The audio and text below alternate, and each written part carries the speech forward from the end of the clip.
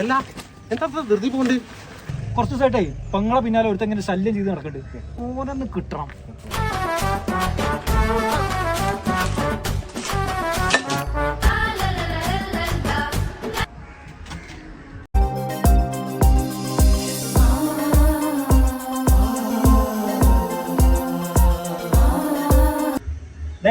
ആ പുഷ്പിച്ച് നിൽക്കണ